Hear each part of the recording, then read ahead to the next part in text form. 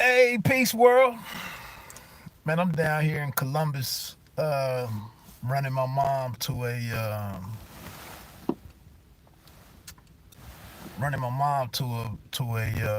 medical appointment. So I got some time to burn. I just saw on ESPN, actually, my man Latoris Harrison, the Conceited Nobody podcast. Check that out. You can find it on Spreaker and check out his Instagram accounts. But he just sent me a screenshot, and I checked out the article from Salvador Rodriguez for ESPN Deportes, I believe, where he continued his second report on Canelo Alvarez parting ways with DAZN and Golden Boy. And I think that's a good look for all parties, to be honest. Rodriguez of ESPN had also previously reported about them trying to go through mediation and avoid, a drawn out lawsuit, court proceedings, and whatnot. And the results, I guess it was like some 10-hour sessions was mentioned negotiating this.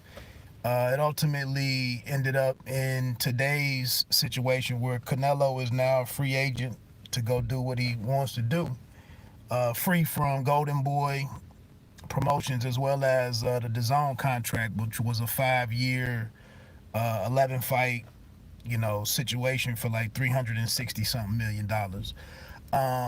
And then the last note that was in the piece was that um, Canelo was targeting fighting on December 19th, I believe, and the potential opponent is Caleb Plant. So shout out to Caleb Plant if that's if that's something that's in the works. I know Caleb Plant turned down this fight earlier. He said he really wasn't given time.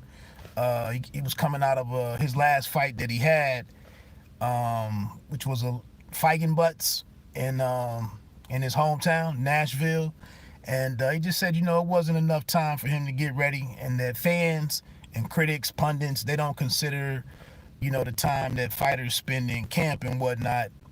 And I was okay with it because he came out and explained it, and I couldn't really argue with his logic and his reasoning per se, but a fight with the Canelo Alvarez doesn't happen all the time. So if you have a chance to make it, especially being at Caleb Plant's stature and what he is, I know he holds a title and whatnot, but I thought that was a good look for him.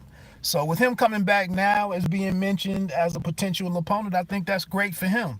It also kind of points to the fact that Canelo could be working with Premier Boxing Champions.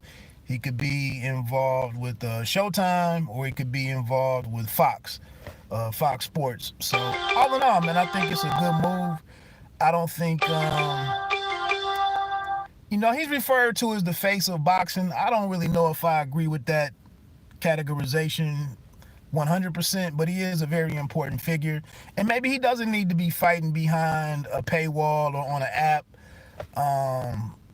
Obviously, that was a boon for DAZN in streaming the fights of such a prominent figure, a prominent boxer. But who knows if that was really working out with him driving subscriptions and whatnot. Um, who knows? I know people like to bash DAZN like they don't make any good decisions or they don't know what the hell they're doing. I wouldn't necessarily say that. I would just say that maybe they obviously weren't that familiar with boxing and the business of boxing. And the move to go in and go and secure one of the big names, especially on this side of the globe, that maybe it just wasn't a good marriage. Um, but again, I'm struggling to think that having a guaranteed deal for 11 fights at like 35 mil per fight, guaranteed. I struggle to see how that's a bad situation. But that's boxing, man. You know, fighters want to do what they want to do. Fighters want to create their own narratives. Promoters, which I would assume he'll be moving more so into his own, you know, wearing his own promotional cap. You know, they want to pick and choose what they want to do. And a lot of times it just seems like these guys want to sell you fights. This is tough, L, for DAZN. Maybe not. Oscar is inept in my opinion. He should have stuck with Schaefer. Yeah, it's definitely a horrible look for Oscar, especially at how much he moved the needle for Golden Boy Promotions, you know, in particular. DAZN, I don't really know. I don't really know if it really helps or hurts DAZN. I mean, did DAZN benefit significantly from the fight against Kovalev? Did it really do anything for the fight with Danny Jones? You know, I don't know. You know, all the numbers are protected anyway. You don't know what's what. So I don't know if that really gave them the boost that they were looking for. Obviously, with them having the fight planned for, you know, the trilogy match with Triple G, that made sense. It never came to fruition. And, you know, now it's probably falling apart. And now they're sitting here holding the bag, holding the bag with Triple G. But, you know, they took a big swing and they missed. You know, it didn't work out. Could there be some? I just believe they hedged a lot on him. They have a decent roster, but he was their number one pick. I mean, I can't argue with that. But like I said, I think it looked good on paper, but they didn't foresee him trying to pick and choose the fights and do what he wanted to do. And I think that's kind of where things were with HBO. We're trying to work with some of these bigger. Obviously, it's like everywhere. If you have a big name, if you're bigger than the sport or as big as the sport, if you ascend to a certain situation, you get harder to control, you get harder to negotiate with, and it just becomes, you know, an untenable situation. And I'm not pointing the finger at the fighter or DAZN. It's just, it comes down to how people want to work together, you know, whether or not they want to maintain these relationships. The situation with Floyd over at Showtime and his deal with his last 4 to 6 fights or whatever. Floyd could do whatever he wanted to do. You know, in Showtime, it always paid off for them, evidently. And even though all of those fights weren't really that compelling, and I didn't even buy all of those fights. I might have skipped 2 of them. But he was big enough that it didn't matter. And I'm not so sure that Canelo Alvarez is really on that same level that he can do whatever he wants, and it's always going to be beneficial for the broadcast partner or the streaming partner. And so, but like I said, he's big enough. He's done enough to be where he is, despite the couple of questionable wins that he has, despite the clenbuterol situation, whether or not you were a fan of how he picked and put together the Kovalev fight, whatever you think, you know, he's become what he's become, and we'll see what he does moving forward. What I will say is I do think, you know, I think the fight with Caleb Plant, I think that's if that happens, if that's the guy, I think that's a pretty excellent. I don't have any complaints about that matchup. None at all. So I mean, I think that's a good move for them. I will agree that Canelo star power is overrated unless paired and promoted correctly. He should live at AT&T. I think you meant stadium. I would agree. I mean, if it's not going to be at AT&T, then, and I think Jerry Jones would be involved with that and would want that, because I think that fits in with what he's been trying to do down there at AT&T Stadium and what it's set up to accommodate outside of Cowboys football. So I think that would be a dope arrangement. Obviously, it's a large Mexican contingency there, so it makes perfect sense. You know, Vegas is always going to pull at the heartstrings of boxing figures, obviously, and they're gonna have the money to throw at whoever because they, that's part of their local economy and whatnot. And then Los Angeles, I would imagine, would always be in play because of the Mexican population out there and whatnot. So I think it's dope, man. I mean, I will agree with you, Latoris, that I told everybody about the Conceited Nobody podcast and how to get to that at the start of the video and whatnot. So I shouted you out there for hitting me up. Like I said, I'm out here waiting on my mom at this apartment down at Ohio State. I mean, at this appointment. I don't know what's going on, but anyway, yeah, I think to get back in. Oh, what trying to replace what's next for DAZN? I mean, obviously, that was their top guy. At least in the United States or North America. I don't know. I mean, it like I said, it must not have been as beneficial as what they thought it was going to be. I don't think they fought too hard to keep him around. They definitely wanted to cut that $35 million per fight down to like $20 million. I read an article that they tried to throw some potential stock at him, some equity in the company and whatnot, in a potential IPO that might happen at some point. That was probably smart of him to pass on that. I'm sure no fighter want to waste no time, parsing through financial stuff like that. You just want a bag of money and show up when, for your 2 fights a year and be done. But I don't know how they move forward. To sit here and think that you can replace, the exit of a guy like Canelo with some little guys like Chocolatito and Juan Francisco Estrada. That's not gonna work. But with them going global now and focusing more on global boxing or global audiences, it's probably a good chance for them to step back and regroup. But like I said, it probably does take some. It'll take some kind of hit. DAZN low key too far hit occur. They just gotta take a deep breath and slow down. Yeah, that's what I was just saying. Exactly. Brilliant minds think alike or disagree or whatever. But yeah, I think the thing with them, man, is that it's just boxing, man. I mean, you can't microwave success with too much of this. A lot of these young fighters that they have, these guys have less than 10 fights. A lot of them may not even make it. A lot of them may not become anything, Nikita, Bobby, or whatever.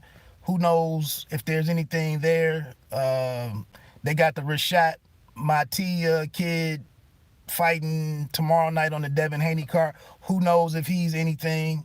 Devin Haney, who knows if he even wants to stick around after, he might have a handful of more fights, 2 or 3 more fights or whatever over there. Who knows? Daniel Jacobs is at the end of the line in a lot of respects. Demetrius Andre, they can't get anything together prominent for him. Triple G, the dude is 38, 39. So I don't know. Maybe we continue to get this schedule of Hrgovic. They put they put some of their hopes in the Hrgovic business, or whatever. But again, might not be. Small ball isn't always that bad. There might be a way to add more breadth to the calendar versus the big names, and maybe something happens. Somebody's always unhappy somewhere. And that's it. Joshua moves firmly into the top spot, but again, Joshua's fights are going to be on earlier in the day, which that doesn't really matter for a streaming service. They don't really have that same concern about fights being on at prime time in North America and whatnot. They're not really driven by that. But Joshua's probably a guy who's only fighting once or twice a year, And then if he gets past Pulev, which many of us expect he will, what is the how does it work between some kind of joint or co-promotion with ESPN and DAZN? Do people just go and make the purchase with ESPN and not sign up for DAZN? I mean, and that if they have the two fights between him and Fury, I don't know. I'm not trying to get out over my own skis. I don't know how any of that would be arranged. And like I said, we also got a fight coming up for both of those guys. It seems like Tyson Fury have a lighter touch than Joshua, and a lot of us, there's still going to be some questions about Joshua and his chin, and I don't know. I don't have much faith in Pulev. And Joshua coming building his way back from the loss with Ruiz and getting getting his titles back against Ruiz. I don't have a lot of questions about him per se than what we already had. We just don't know if he's a dude that can really travel in terms of coming to the U.S. and trying to fight. We don't know if they try to make that happen again. But again, his 2021 is pretty much booked. I would imagine if he gets past Pulev and Fury gets past whoever, Takam or Kaya Bell or whatever his name is. But that's interesting, man. It'll be interesting to see, what Showtime does with if it is Showtime who moves. He'll eventually have to come back here to be legit. Yeah, all of this, man. I agree. I don't know who the hell he does it against. And that's the thing, 2 fights in the UK against Fury, that gives him a year to, that pushes that kicks that can down the road a year. And, is the first fight with Fury, does that end in a situation where it can even be a rematch? I don't really like all of these long plans and having 2 and 3 fights planned out with these guys. I'm not really a big fan of all of that, but it is what it is. Anyway, man, like I said, I'm just out here wasting some time. Like, damn, she been in there an hour.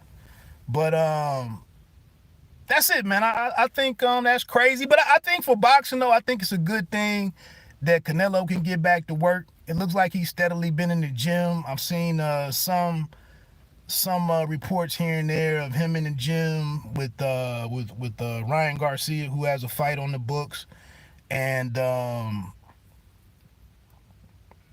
being able to squeeze in a fight before the end of the year. I wonder, I haven't, since I'm not on Instagram anymore, I haven't really kept up with what was going on with Caleb Plant and his situation, if he is the guy that's named as a fight. My one concern that I mentioned a while ago with Caleb Plant, if he is selected, and a lot of these guys, especially on the PBC roster with a lot of those guys, what has Caleb Plant done in the last year and a half plus to become a better fighter and to be prepared to take on a challenge such as what many of us believe Canelo Alvarez to be? You can't fight the Subway cat, what was his name, Mike Lee? You take on Mike Lee and then Feigenbutts after, a hell of a fight against Uzkateki. But, that's what you've been doing for the last 18 to 24 months. And I think that doesn't really get you prepared to face a guy like, and give you a great shot against a guy who's as well-rounded and as skillful as Canelo Alvarez. You can find yourself somewhere in the 6th, 7th, 8th, 9th round to where you're facing adversity that you just haven't really, you haven't filled your toolbox up, to be successful in those situations. Now, Canelo is, and one good thing for him is he has a height advantage, reach advantage probably. He's a pretty defensive-minded fighter, or he has a good defensive skill set, if you will, and so on and so forth. So it's some things I think that help Caleb plan out in that situation. But again, we're talking about going from you all right. You're talking about going from dudes that are C type fighters. He's more ready now than he was when he offered the fight earlier, though.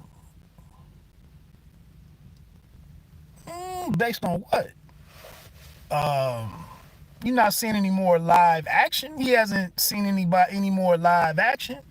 Now he is in Las Vegas, where he gets. I mean, it's plenty access to plenty of good work, but you get better fighting more often and facing the right guys. So, is he fresher? Is he 100% healthy? So on and so forth. How is he with getting 5-6 weeks of lead time to get ready for that? I don't know. I mean, it's a good opportunity, and like I said, I like the fight. I'm saying he was criticized for not taking it in, but people will say he wasn't ready if he gets dominant. Yeah, definitely from that situation. I agree with that.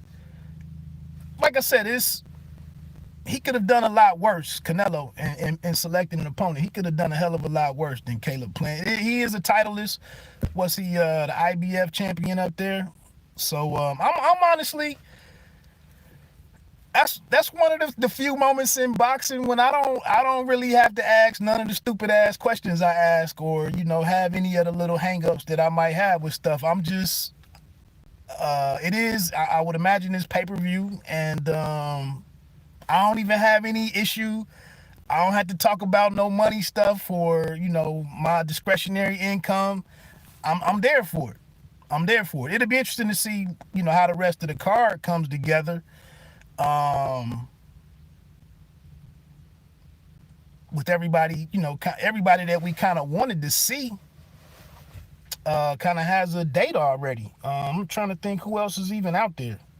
Most of the PBC guys, somebody like Jared Hurd, I think he didn't have a date at this point, so maybe that's something he could get involved with. Who else was out there? It's a handful of dudes, I guess, from in the lower weight classes. I don't know. So that'll be a challenge, is to kind of put together a decent but now you only need like 3 fights. I think 3 fights you could probably put together a legit pay-per-view based on right now with the limited. You only had 3 and 3 on that Charlo doubleheader. What you had 4 fights? Was it 4 or 5 on that the Gervonta and Santa Cruz fight? Was that 4? I didn't see it, so I don't know. But I think you can get away with a hot 3 right now, and people wouldn't complain. And it's Canelo, so if it is, it is. Other than that, though, man, I'm gonna jump on off here unless anybody got any topics. I don't really, tomorrow night I don't. I'm on the road. I don't even have my the weigh-in, I guess, or whatever for Haney and Gamboa. That should be, what time is it? It should be happening in the next hour or 2 or whatever. I guess it could be some questions there if anybody has some weight issues. I'm kind of excited for tomorrow night's card. I mean, see Devin Haney back in the ring, and I hope he has the performance that he's looking for. Hopefully Gamboa's health stands up and it's an entertaining fight, and we get to see some more about the kid. I think Haney is ultra talented, and obviously, like Latoris Harrison texted me earlier, it's a great chance to see a side-by-side comparison with what Gervonta Davis's performance was against Uriorkis and how Haney now looks against him. That's about the best he could hope for, with what he has to work with the Garcia fight not being all that much of a reality, although I guess they are fighting for a WBC eliminator, I believe, with him and Campbell. But it seems like Ryan Garcia is a little more interested in trying to chase down a fight with Tank Davis. Who knows how possible that is? But also tomorrow, the Philip Hrgovic fight against Riddell Booker. I like Hrgovic, man. I think he's a pretty interesting heavyweight. I think he's got a little quirky personality about him that fits in kind of well at what's left at the top heavyweight guys, and a good performance against Riddell. Although the one cat, I can't even think of his name off the top of my head, but Hrgovic has kind of been running through these not even name guys. What's up, Lukey?